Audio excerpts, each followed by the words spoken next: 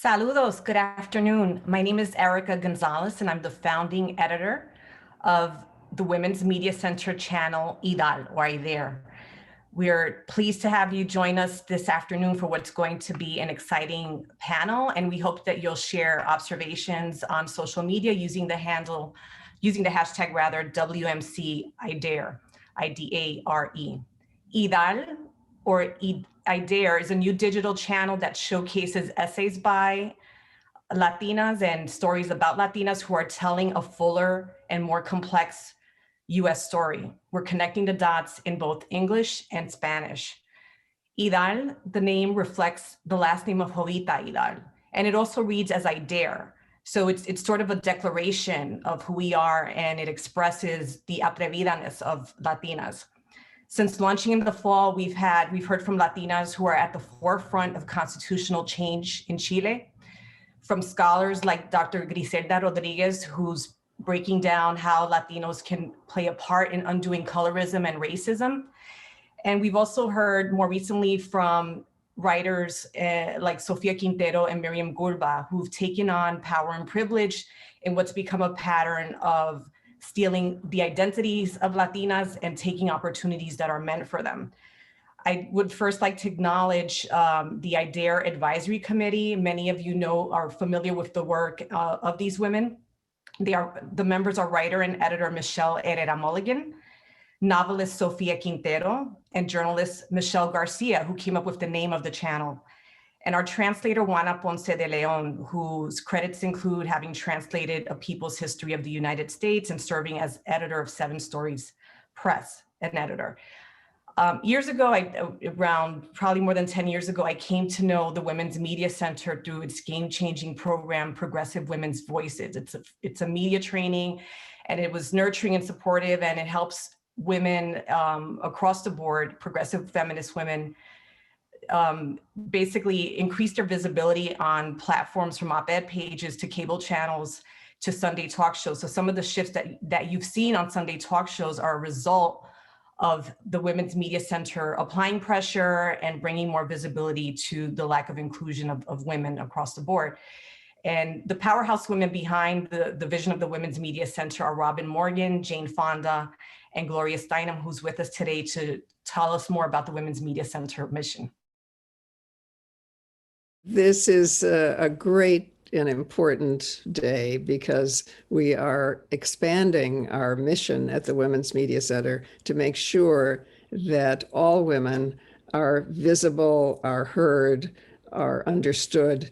And I can't begin to tell you how much I am celebrating this day. And it happens that I'm in a right place to celebrate this day because I am in what was once called Califia, which is an area that is now divided into the United States and Mexico, but was not divided before. And I think it's symbolic of the fact that we are trying to remove the boundaries that used to be there and should not be there. We are devoted to making all the women in this country visible, heard, understood, and this is a huge, huge day. I'm so grateful to everyone. I think my first realization of how important this was came at the end of the 70s at the Houston, the National Women's Conference in Houston, where for the first time, women were actually represented in the proportions that we are in the country. From the first Native Americans forward. And we have been striving for that ever since. It began, with early feminist writers who wrote wonderful things like all the women are white, all the blacks are men, but some of us are brave. Gloria Anzaldúa, Barbara Smith, This Bridge Called My Back. I mean, this has been part of the women's movement for a very long time. But now the Women's Media Center is able to make this visible. So here we go with accuracy, diversity, and visibility. And I'm so grateful to the women who are helping us do this, especially my friend Maria Hinojosa, who has been at this for a very long time and is our guiding spirit. So welcome to a world and a nation that is finally beginning to become complete. Thank you so much, Gloria. By the way, Gloria has a great book called The Truth Will Set You Free, but First It Will Piss You Off. And some of what you're going to hear and see today will piss you off, and more of it will inspire. So joining us today is Michelle Garcia. She's an award-winning journalist and essayist and recent Soros Equality Fellow with Open Society Foundations. She's a contributor to the forthcoming anthology Democracy on the Line, Trumpism and the Latino Predicament.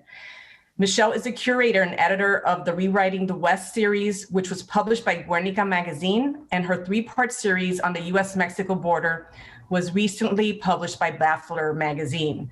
Michelle is one of two journalists awarded in early 2021 the American Mosaic Journalism Prize. She is currently working on a book about borders. Also with us on the stellar panel is Maria Hinojosa. In 2010, Maria created Futuro Media, an independent nonprofit newsroom based in Harlem, New York City, with the mission of delivering multimedia content from the perspectives of people of color. As anchor and executive producer of the Peabody award-winning show Latino USA and co-host of Futuro Media's award-winning podcast In the Thick, Maria has informed millions of people about the changing cultural and political landscape in America and abroad. She is the author of 3 books, the most recent one being Once I Was You, a memoir of love and hate in a torn America, which I have Post-it notes on about every page of that book. And also on this panel is, on this stellar panel is Monica Muñoz Martinez, who's an associate professor of history at the University of Texas, Austin. She wrote the award-winning book, The Injustice Never Leaves You, Anti-Mexican Violence in Texas. And she created Mapping Violence, a digital project that recovers histories of racial violence in Texas. Monica co-founded the award-winning public project Refusing to Forget, which calls for a public reckoning with racial violence in Texas. In 2017, she received an Andrew Carnegie Fellowship awarded to scholars addressing challenges to democracy and international order. So as you've heard, we brought an A1 panel together, as I mentioned earlier, and we're going to get right into the conversation with Michelle, Maria, and Monica right after we take a look at a clip about Jovita Idar from the series Unladylike.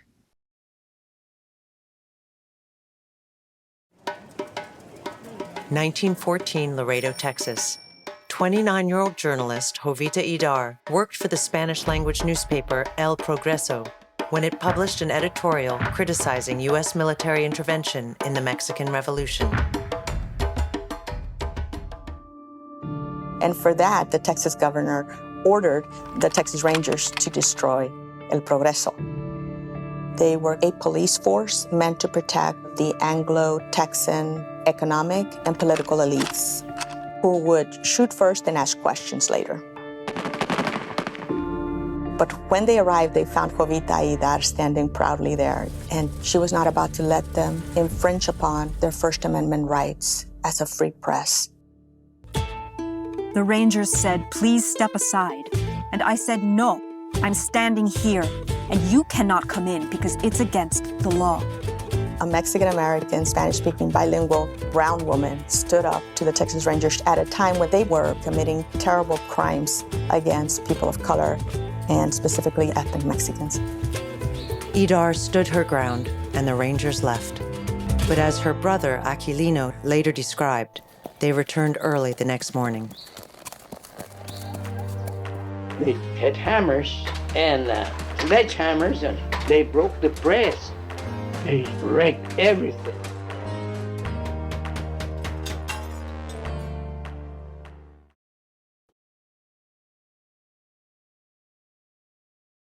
It's a powerful clip, and we'd love to hear from you about whether those of you who are tuned have seen, are familiar with that history.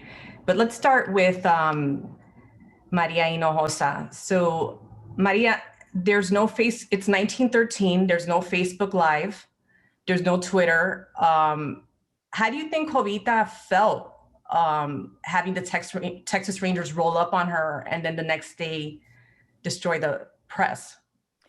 You know, I think first of all, it's great to be here, and bravo to the Women's Media Center for doing this event, and to you, Erica, and what a beautiful introduction from Gloria. I can't believe she called me a friend. I'm like, KK, what? But okay, I'll take it. So, you know, people might look at Gloria, for example. I often think of Dr. Martin Luther King Jr., and you think that they're like superhumans, but they're not. And so Jovita was probably terrified, more than likely. I mean, we now are able to celebrate her. I mean, she's been celebrated. This is another moment of celebration for her. And we can wonder, why is it that she went into darkness? Why was her story, you know, why did it go into darkness? But the beautiful thing is that it is seeing the light now. But I'm sure she was terrified. That's part of the message, right? Is that with IDAR, right? With Idar, which is that it's not that any of us who are on this panel or who work at WMC are not scared, of course. But there's something that makes you understand and push through that fear. And really for Jovita, and for me kind of really coming in, it's like I had been looking for Jovita my whole life. That I find her so late in my career is like something that breaks my heart, because she is, you know, along with Frederick Douglass and Ida B. Wells and Ruben Salazar, my founding mother, my founding madrina. Because, you know, the history of Jovita is that she wasn't just a journalist like many of us, right? You know, we're doing multiple things. And so there is that fascination with like, wow, she was a journalist, but she wasn't afraid to live her life. You know, she wasn't afraid to declare herself a feminist, to become a nurse, to go into the Mexican Revolution, be a witness, also provide humanitarian aid. But the lesson for me is that she knew what it was to be an American journalist. And that's the importance of this day and this celebration, is that Jovita knew the importance of being an American journalist. And so now those of us who are here now understand that our trajectory is tied to hers, is tied to Frederick Douglass. And then you understand, like, okay, why am I not going to give up? Why am I going to continue? This is really hard. Because when you do good work, it is a challenge, right? But you understand why you're doing it. And Jovita Idar gives us a rooted sense of history that I am so happy to have. I just wish I had it when I was a lot younger, but now all of you do. Thank you so much, Maria. And, you know, we're going to turn over for a second to Michelle Garcia. Michelle, can you tell us more about Jovita? Who was she? I mean, we're watching this amazing clip, but there was stuff that happened before and after. Absolutely. You know, Jovita and her family who are running this newspaper, we paid so much attention to what she did, right? She stood up to the Texas Rangers. She denounced in writing. We also have to realize they were alone, meaning the English language press was narrating an entirely different chronicle of this violence, of what was going on at the time, than what was going on in the Spanish language press. At the time of Jovita Idar, you have this violence and what the Texas Rangers are doing on the border is characterized as quelling banditry, as imposing law and order. And to the people who are living there, who were at the ends of those ropes on the ground, they are experiencing the expansion of Western expansion and white supremacy, social domination, the creation of a racial hierarchy that exists to this day, and that has resulted in the indicators that we have now.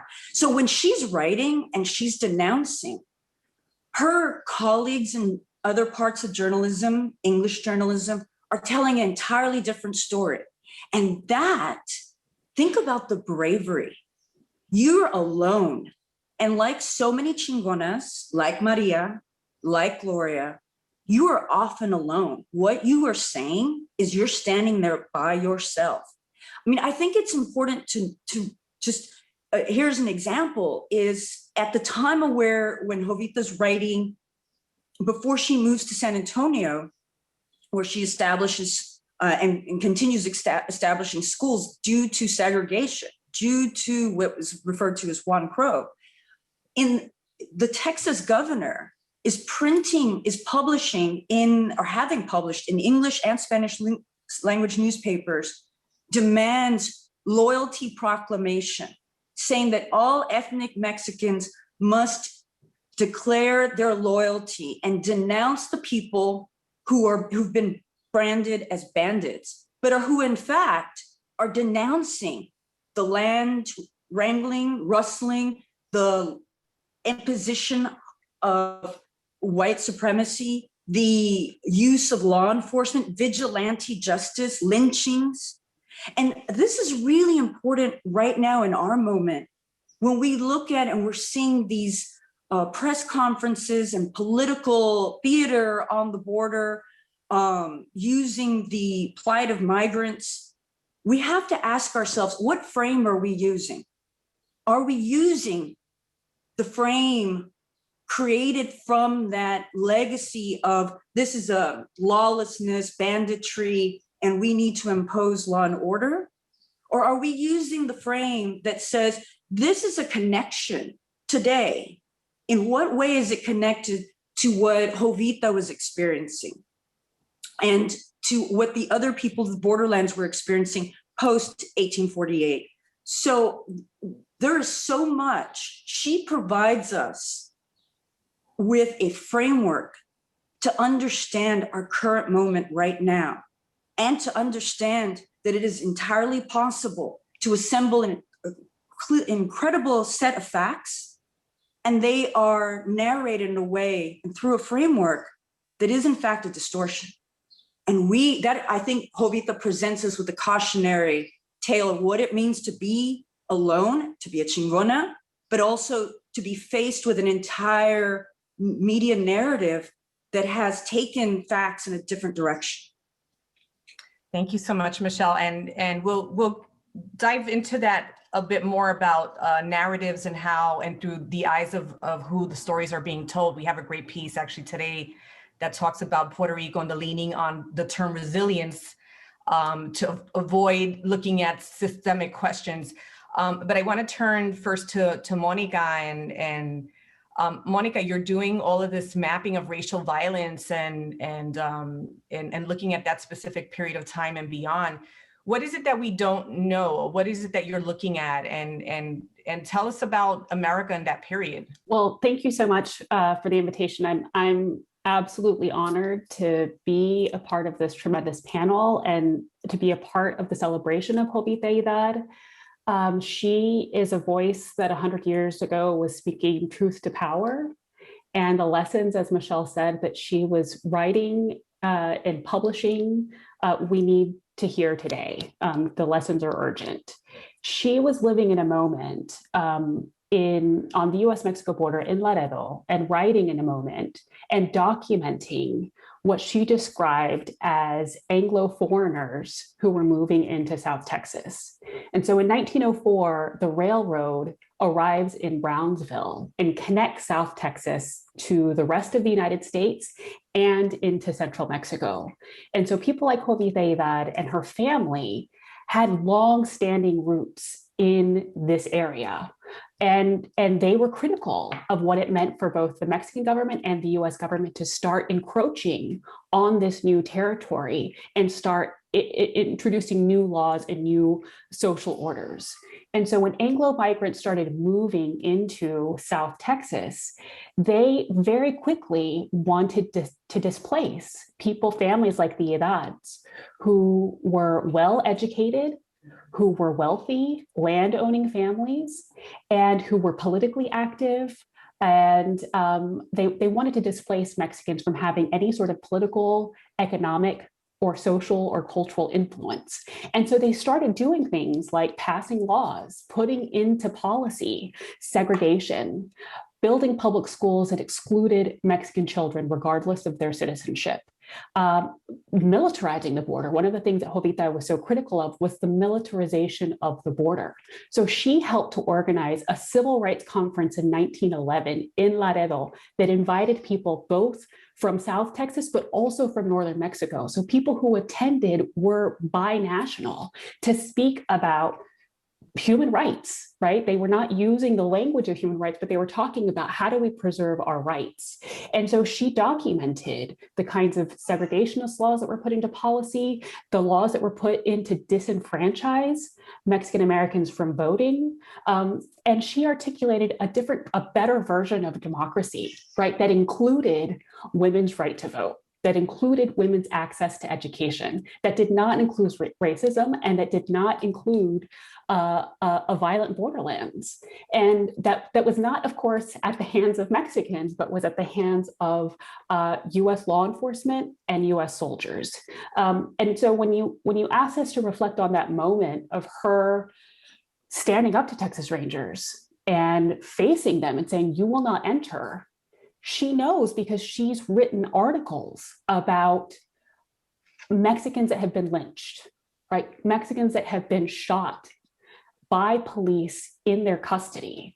And she's written articles asking, who are the families of these victims? How are they surviving? And she's drawn our attention to the people who were left in the aftermath.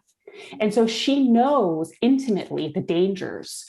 And she still spoke truth to power. She wrote articles that included the names of some of these sheriffs that were committing acts of violence, some of these Texas Rangers that were committing acts of violence. Her and other journalists helped to create a record that gave us access to the people who were most intimately impacted. And as Michelle was saying, those records stand in direct contrast to the English language press at the time that were misrepresenting Mexicans, not just to South Texas, but to the rest of America as being un-American, as being violent, uneducated, uninterested in political participation, and a threat, right? And Jovita is saying, we are building our own schools because you're trying to keep us out of yours.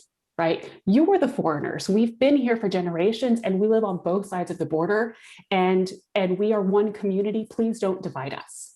And she articulated another version of democracy that was threatening. And so because of all that she represented and all that she wrote, that's one of the central reasons why the governor wanted to burn down the press that she was writing for. And the central reason why historians wrote her out of history and instead celebrated the Rangers that threatened her. And so it's so important that we remember her words and that we remember that she was calling our attention to the injustices as they were taking shape and protesting them in real time.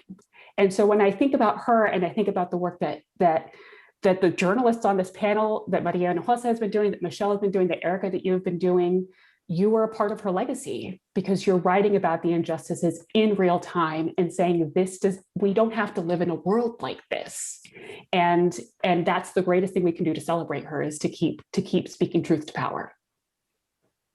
Thank you, Monica. It's funny, sometimes when we're speaking truth to power, we don't see the force of it. And the way all of you have talked about it, and I don't know, I wonder if she knew the force of it, and the power of us all doing our piece to really construct a narrative, to push for accountability, to push for a more inclusive and advanced version of democracy is really huge. It's something for us to be mindful about. I want to fill in if there's any other pieces about Jovita that we can cover. So I do understand that she was basically working until her last breath, working as an interpreter in a hospital along the border. And as all of you have laid out, she was a nurse, she was an activist, she was a journalist, and I mean, she was en chingona. So if we're leaving anything out about who she was, I definitely want to include that, because she had so many, as Maria said, she wore so many different hats. So I definitely want to make sure that we have a full portrait of her as we continue the discussion. Now, Monica, you, and I'll throw this out so we can all engage. we've talked about racial violence and the Texas Rangers, and years ago, people thought it was such a far-fetched idea to imagine that law enforcement was filtrated by white supremacists. Yet, Monica, when I've talked to you and when I've talked to Michelle and others, you've explained to me that these folks were basically, when the Texas Rangers were disbanded, they were absorbed by local law enforcement. So can you talk a little bit about that? And then also for the entire panel, when you were talking about the work of, in terms of civil rights that Jovita did and the ground that she was laying, the case of Mendez versus Westminster comes up, and Michelle, you and I have talked about how there's sort of not a crónica that's stitched together in the American imagination of what Latinos, what Mexicanos, what Mexican Americans, Tejanos, Latinos have constructed, for this country. So I'll pause there.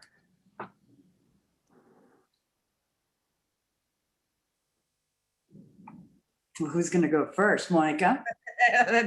Jump in. Sure, I'm happy to speak really quickly just to provide a bit more context about this period of racist violence and how it shaped our institutions of policing. In this decade between 1910 and 1920 alone, historians estimate that hundreds of ethnic Mexicans were murdered by an intersecting regime of law enforcement agents, like local law enforcement, Texas Rangers, the state police, but by US soldiers, but also by vigilantes. And so it was such a dangerous period for anybody who was deemed or racialized as Mexican. They were stereotyped and profiled as a threat. And so regardless of whether somebody was a citizen, whether somebody was a woman, gender, class, race, age, didn't protect people. One of the youngest victims that I found was a young girl who was shot by a US soldier while her and her mother and her tia were crossing from Texas into Mexico. And she was 9 years old, and her family filed a claim against the US government to seek an indemnity for the responsibility of this US soldier of her death and for the failure of the US government to hold that soldier accountable. It was actually the US president that reinstated him after there was an investigation. So there were cases like these where some people think, this is just folklore, but there's a deep historical record that shows the violence that was state sanctioned. And also that when there was an investigation in 1919, and Maria Hinojosa knows about this because she produced this really incredible story on the work of State Representative Jose T. Canales, who led an investigation into the Texas Rangers in 1919. And when these crimes were put on display, when they became part of the public record, rather than calling for these Texas Rangers to be fired and prosecuted, a large number of them were released from the Texas Ranger Force, but then they went on to be local sheriffs, local deputies, to work as prison guards. Some of them later went on to shape the Border Patrol in 1924 and be founding members of the Border Patrol. And so that culture of impunity that law enforcement and vigilantes enjoyed when they committed acts of violence, murder, intimidation, it shaped policing, not just in Texas, but in the Southwest. And as a result, Texas Rangers continued to be used to intimidate people who were fighting for social justice. So you also saw in 1919 that Texas Rangers were used to intimidate NAACP chapters, to literally close them down through intimidation, to threaten anti-lynching activists with violence. And so the intimidation that Jovita Idar felt connected her to these other ongoing efforts for civil rights and for social justice. But we see in this moment the state choosing, rather than to listen to the voices of people like Jovita Idar that were calling for a different version of democracy and justice, were saying, hey, you can't deny people due process. You've got to prosecute police when they shoot prisoners in their custody, rather than listen to them. Governors like Governor Hobby, there's an airport named after him in Houston. He instead decided to double down and continue to use the police to maintain white supremacy, to continue to enforce those Juan Crow style segregation laws, and to continue to use the police to intimidate racial and ethnic minorities in Texas. I think it's important to think about not only the role of the press that is bearing down on and that is promoting the violence, the role of journalists in the past that have actually, because obviously it's not being narrated as, oh, new social order, white supremacy. No, it's being narrated as progress, as modernity. It's being narrated as law and order. And so the press at the time adopts the framing and is part, is an integral part of the creation of this West. And that happens not only in the framing of the actual violence that's going on, because it's not like no one knew. People are writing letters and it's getting published in newspapers about how easy it is to kill a Mexican with impunity, that it's like, you don't even blink anymore, right? And so that's happening. The framing's happening of what the violence is, right? This is banditry. This is law and order. But even more, and this I think is where we are at a very pivotal point still today, is to learn from that framing, but also it is romanticized. It is romanticized in journalism, in popular culture, journalism that informs popular culture, in that they are valorized. And that becomes the framework through which we understand heroism, threats, and the mythology that really shapes future editorial framing. The way in which we in journalism decide which way, how a story, quote unquote, makes sense, right? That what we're seeing, for example, today is a story about migration. But is it? Because one of the questions I've, had several conversations with Monica about is, how is it that 10 years ago, when I wrote a story for the Columbia Journalism Review about the media coverage of the quote unquote drug war, the response to the threat of the narcos is similar to the response and the discourse about families crossing, single men crossing, children traveling alone? Why is it? How is it that regardless of who's on the border, the discourse does not change, either from the politicians, but more importantly, within the press, within the way we frame it, and the way in which that 19th century established the framework through which our editorial judgment is shaped to this day? And these questions about violence, state violence, the role of race, racism, are almost seen as separate from, and when it is integral to and has been for a century and a half. And I think this is, I'm so thrilled to be here. And I'm so thrilled to be honoring Jovita Idar. I came to Jovita Idar because 30 years before she was on the scene, a great uncle of mine was publishing newspapers denouncing very similar injustices, but he went on to raise an army and lead a revolution. But that's a separate conversation. But I start looking at the role of journalism and where I come from. And I really think it shapes the lens through which the way I covered stories, and I had been covering everything having to do with social justice and migration and immigration at the border, suddenly knowing this history was like putting on a new pair of glasses, looking at my birthplace differently, looking at myself, my family, and looking at the stories differently, and realizing whose framework am I adopting when I write, when I report? Whose voice am I really? Am I my own voice? Or have I inherited something that is actually a distortion and that serves a nefarious past? When you think about the fact that, and that was so beautiful, I could listen to Michelle and Monica for hours about this.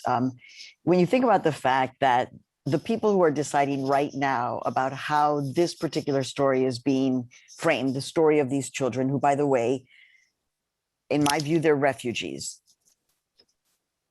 I don't even understand child migrants. So I'm just like, I don't even understand that. And I would go to the extreme and say, can we just call them refugees, because it is the response to the fact that they are seen as criminals without having done anything. They're children.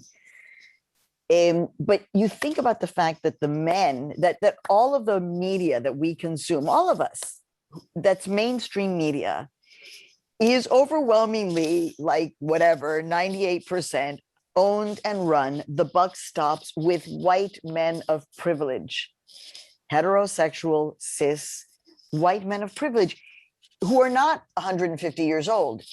They're my age, or a little bit older, or a little bit younger, but they have then been raised, as Michelle says, within a framework that they are simply repeating. So for them, they look at that border and they're just like, oh my God, I mean, again, how many of them have actually been down there, watched the transformation, seen how it feels, that it is not what they have imagined their entire lives, right? That the men, and some of these guys are our friends, right? Some of them can be our colleagues, some of them can be our mentors. But we have to understand, as we're talking in this conversation, about the framework. I think that's the beautiful conversation about the framework. And I just want to say, because I'd love to hear the questions, is that, Michelle and Monica, and your work too, Erika, is all, for me, it's precisely the legacy of what Jovita was trying to do. So the fact that you on this panel right now in a Zoom, imagínate, Jovita with a Zoom, but that we can be sitting here talking and learning and getting inspired by her legacy, and we're seeing, and we are now reframing, right? So many of you, your brains are exploding as you're hearing Monica and Michelle talking about, and you're like, wow, I really have to rethink like the whole conversation. Like, all of that is the legacy of what Jovita created. And I'm so happy that the Women's Media Center and all of you are lifting this up, because it's going to give that rootedness to many young journalists, young women journalists, Latinas, Migrantes, because, they may be on the border right now, but in a decade, they're going to be writing stories too. Like my students at Barnard, my students at Barnard now are writing about being separated from because it would happen in 2004. They can now write about this. So we have to encourage now this next generation to tell the truth about this moment, and we will hear it from them. And that is the legacy, in my view, of Jovita Idar. Maria, so you decided, and in your book, you talk about all of these tussles that you have with editors and producers, and how persistent you were with telling the stories of people by centering them first and foremost, and of people that were just not even on the radar in for a lot of outlets. But you decided to do your own thing, to go independent, to control your means of production. So tell us about that decision, because there comes to a point where maybe you get tired of like battling it out with editors and producers. Yeah, because they're unable to understand the nature of the conversation that we're having. We're trying to have a structural conversation, and they are seeing, well, but are you objective, or are you too close to that story? Are you a little bit too Mexican-y, a little bit too immigrant-y, a little bit too feminist-y? And then we're having to adjust to their thinking, which is, óyeme, pero who died and made you white men king of objectivity? Óyeme. I like to say in a very Mexican way, es que ¿quién se murió and you guys are now no, ¿por qué? No.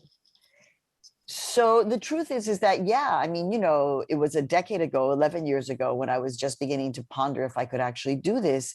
And so I was already considered an older woman. And I was like, am I going to go back there and have to have like the similar arguments, battling for stories and having to defend myself? And, I mean, it was really up until the first year of the Trump administration when NPR, which was distributing Latino USA at the time, no longer, but that I would get calls, which is just like, when if I would see me on MSNBC and they'd be like, can you just like Can you just, tone it down? And then after a point, it's like, really?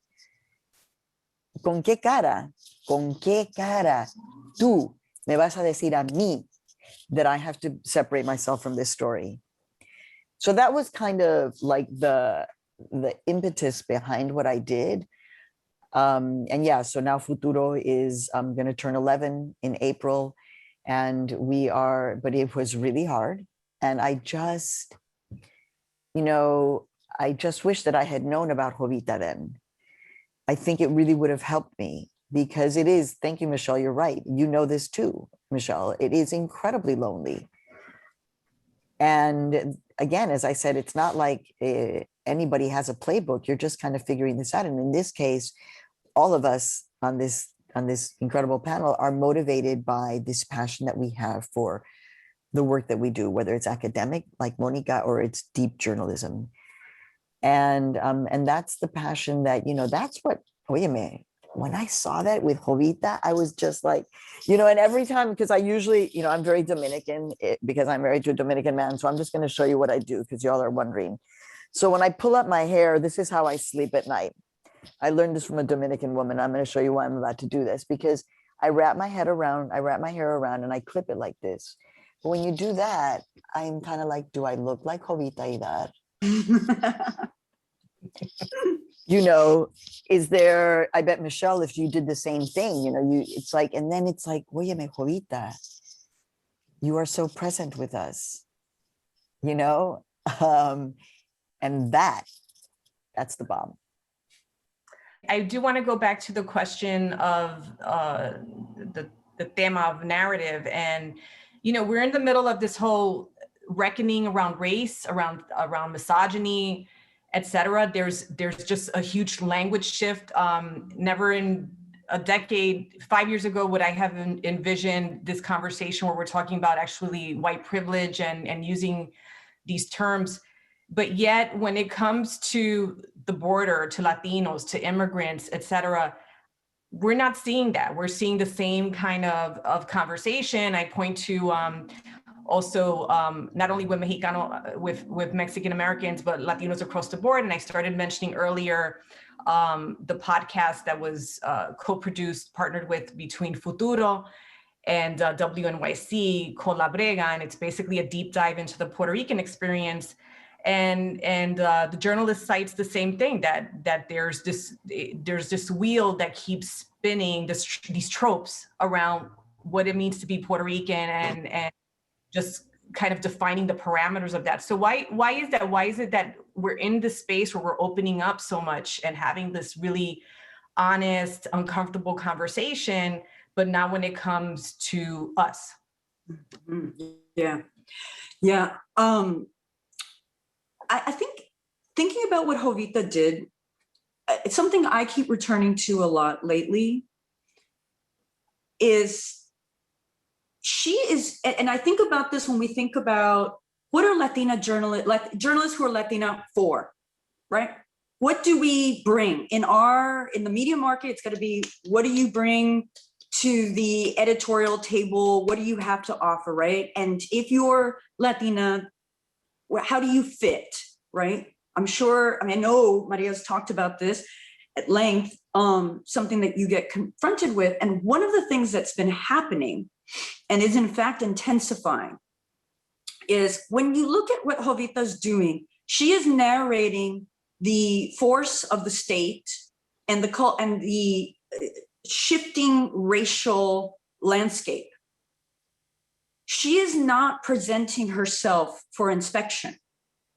She is not pleading to be understood. She is not presenting her American bona fides.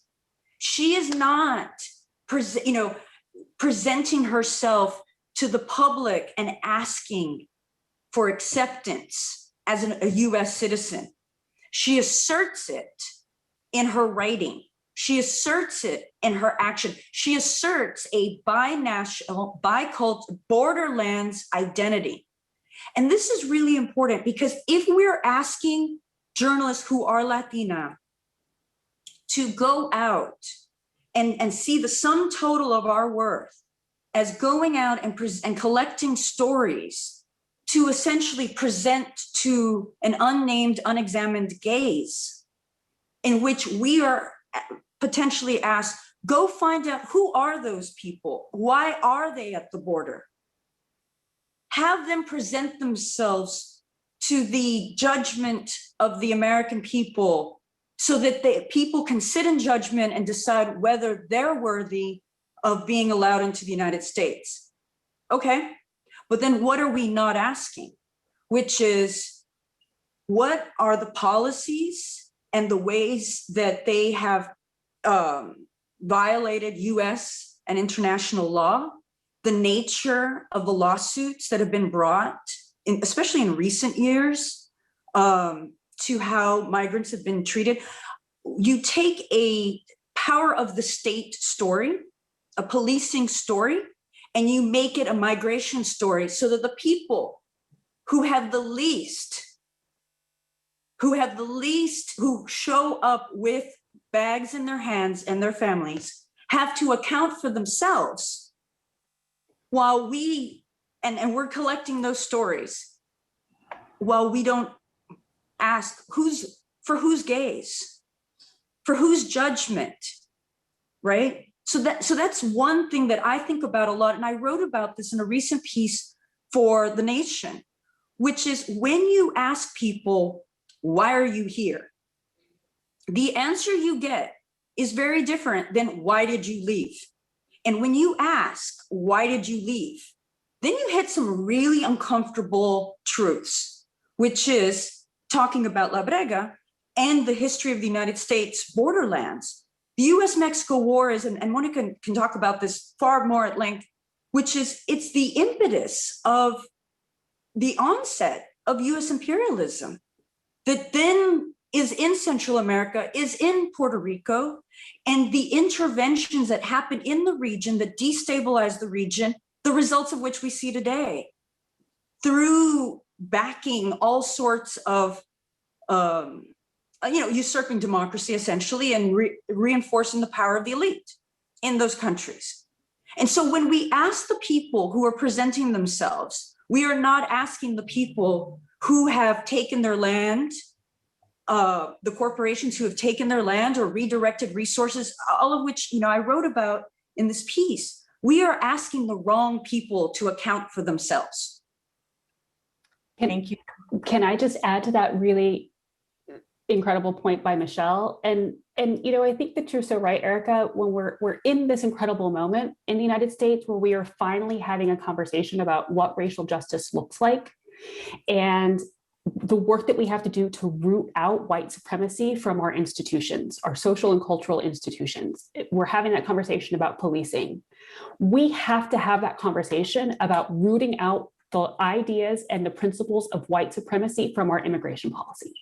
It is deep, right? So if we think about this moment in particular, I think about Jovita Idar seeing a civil war in Mexico reach northern Mexico, and instead of calling for more policing, she says, I need to go give aid and provide medical aid to people who are dying, right? She sees, I can do this work with my friends, and they go and they give aid. There were other people, there were other Americans living in border towns in Texas who said, we need to take these people who are coming into the United States who are revolutionaries and bandits and dangerous, and we need to put them in prisons. And they did. And they put Mexican refugees, women and children and men, civilians, in a prison camp surrounded by barbed wire at Fort Bliss, outside of El Paso, right? Miles down the road from where we see the children now, right, that were being separated from their parents in the pilot program in El Paso, and then later at Tornillo, and still today, politicians calling for the separations of families. But to come back to the point of Michelle's framing of saying, why do we dare ask if these people deserve to be here? That's because white supremacists for over a century and a half have been saying, we don't want Mexicans here, right? So during the US-Mexico War, there were congressmen who stood up and said, we don't want half of Mexico's territory because Mexicans are a mongrel race. They are a threat to the nation. They are a threat to our white native stock. right? There were congressmen in 1924 when they set up the 1924 Immigration Act that used race ideas about tying race to national belonging, and excluded people, set up quotas to exclude people that were not coming from Europe, from preferred European countries. They were calling eugenicists to come and testify to why they should have these quotas and why Mexicans were undesirable.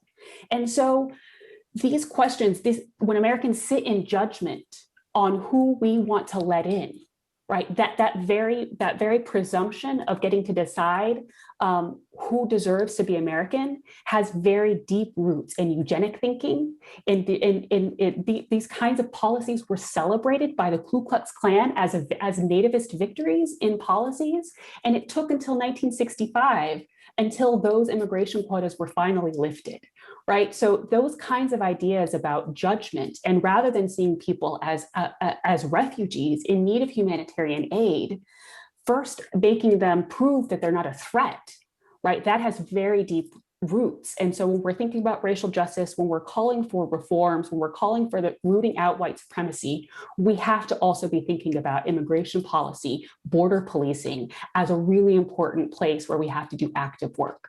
So Monica, I don't remember if I asked you this when we were having our prep call, but you know what year it was that I came to the United States through Texas, right? No. So the year that I arrived from Mexico through Texas by plane with privilege and a green card, I'm almost taken from my mother in the airport.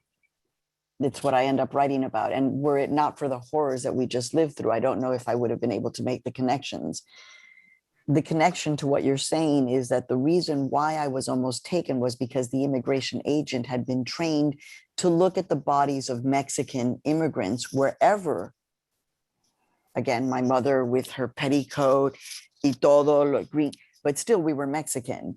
And the immigration agent sees that I have a rash and says she's sick, and says to my mother, go ahead, you can go on. We'll just keep the baby here in quarantine. The story doesn't get framed correctly until my mother hears the sounds of the babies and toddlers and children crying that ProPublica breaks in that story. And then she realizes, wait, they almost did this to you, to me. But the point is that that's like when we're talking about policies, that's actually what it looks like. And I only discovered that in the writing of Once I Was You. And then I'm like, oh my God, I was, trigger warning, I'm going to use a slur now, which is simply 2 words, but within the eugenicist's mind and the eugenicist's narrative, which was anti-Mexican, I was in fact a dirty Mexican. And therefore I should not be allowed in the country. And when all of that it kind of came just unfolding, then you realize why do I do the work that I do? Oh, it's that. So, in the Mexican Spanish, no hay mal que por bien no venga. So, there was that horror, but what it planted in me, that trauma that I responded to, thankfully, because of my privilege, right? That I could turn it into journalism, into feeding my soul for journalism. But that's the horror of what the policy ultimately ends up looking like. And can I just add one thing about when you hear what Maria's describing in her own life and the history that Monica so well articulates, why has not the narrative about the border changed? It's because it's not about the people who arrive. It is because everything that this country struggles with, confronts, and has not resolved, plays out there. It all plays out there. And so this is the site of coalescence and culmination of what this country has in front of itself. And there cannot be progress on that until we actually accurately, and I believe that's what we're doing here right now, accurately address what is it. It's not a question of a migration crisis, or as I saw in one headline, migrant children challenge Biden. really, really. When we untangle the roots, the memory, the history, the framing, the role of journalism, then we can start to have other conversations. But right now, we literally, as a nation, are stifled by our own border. The border is not about keeping people out alone. It is about confining who we can be as a nation. And I just want to end by saying one really important point that Monica made too was what Jovita is narrating is what this country could be, could have been then, and still aspires to be, which is a multiracial democracy. That's what she's narrating. And something you've said, Michelle, and thank you all so much for your insight.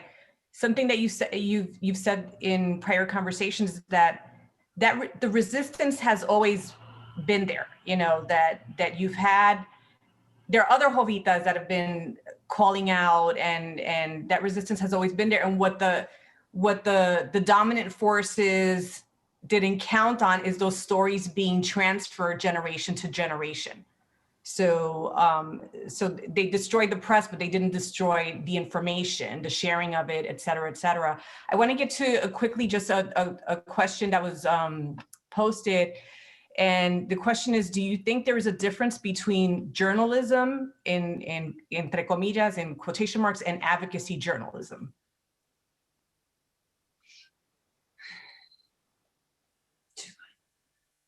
Advocacy journalism, it's in the name, which is you are advocating for a particular policy or outcome, promoting a position.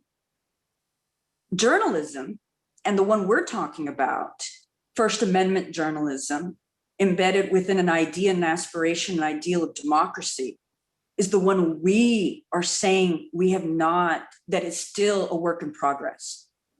The journalism we're discussing is not to say that people should be treated a certain way at the border, or that there should be a particular immigration policy, or that there should be a particular policy of border security or whatnot.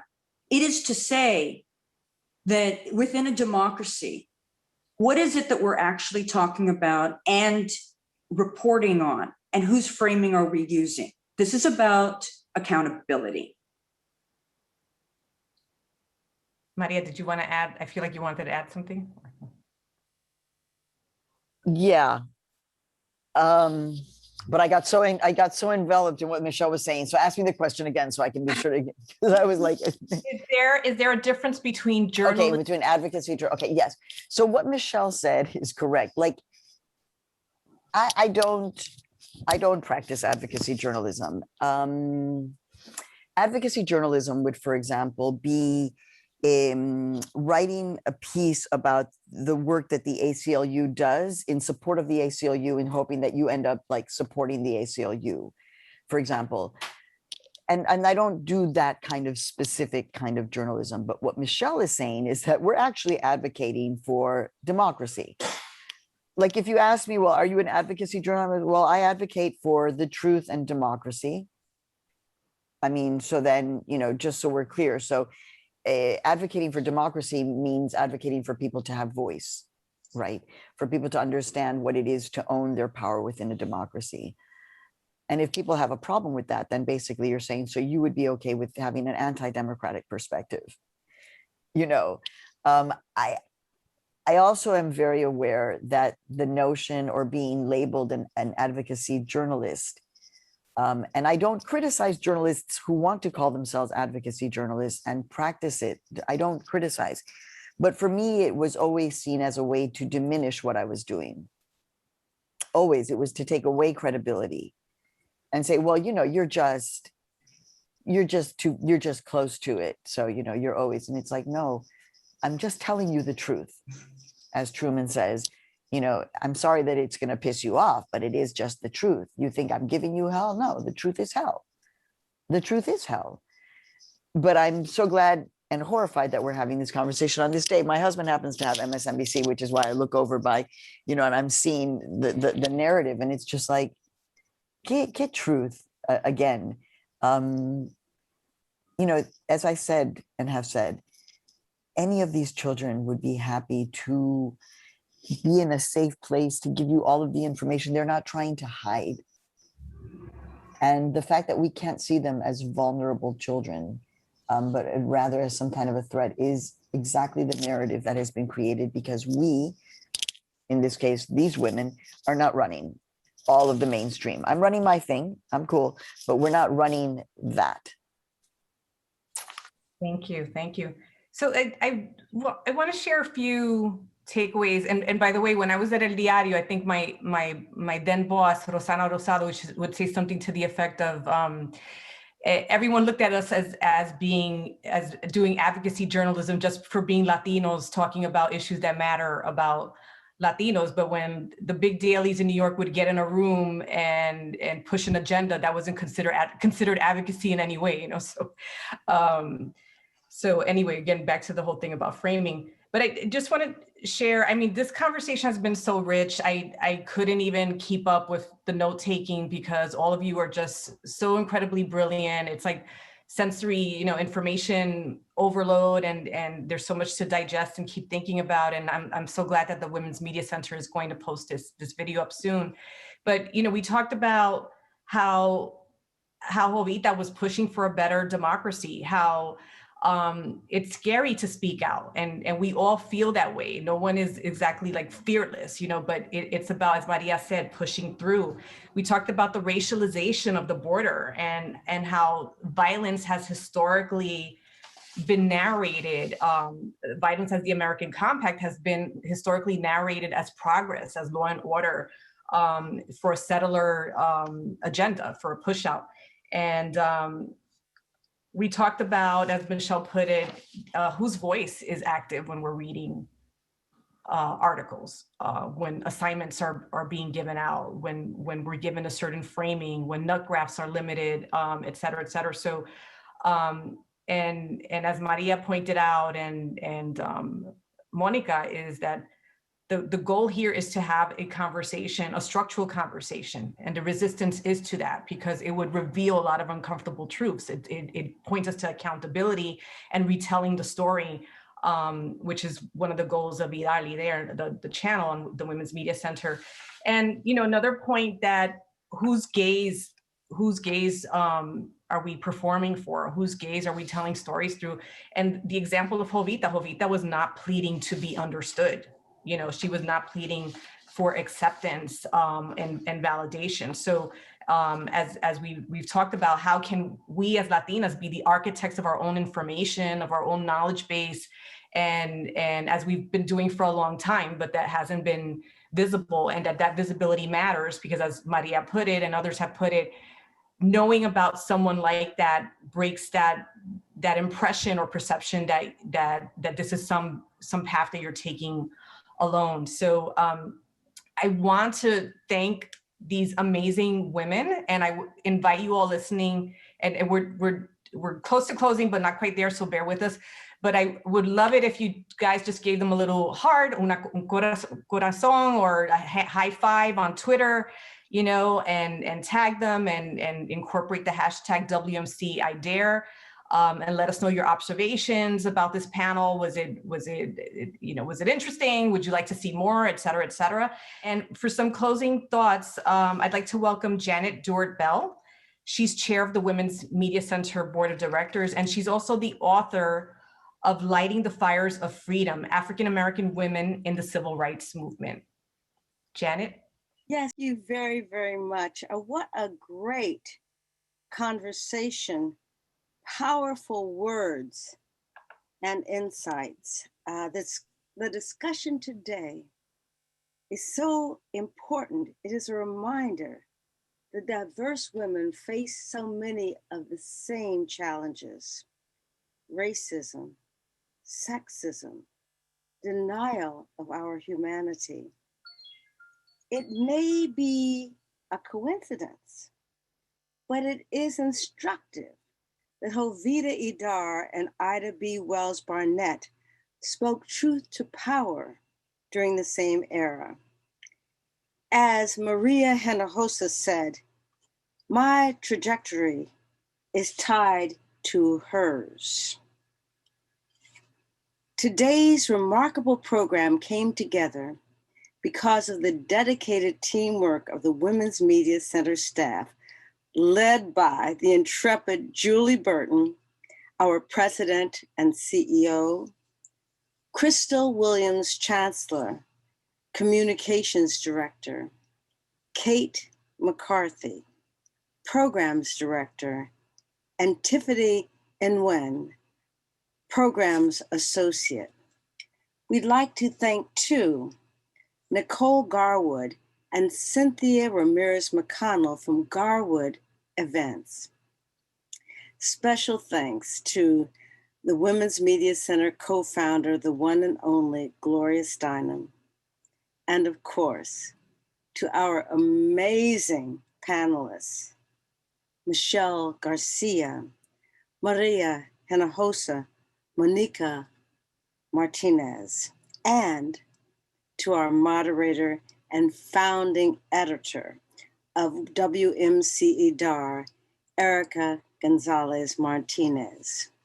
We would also like to thank Charlotte Mangan, who allowed us to show the clip of that inspiring film on Jovita Idar from her Unladylike 2020 series.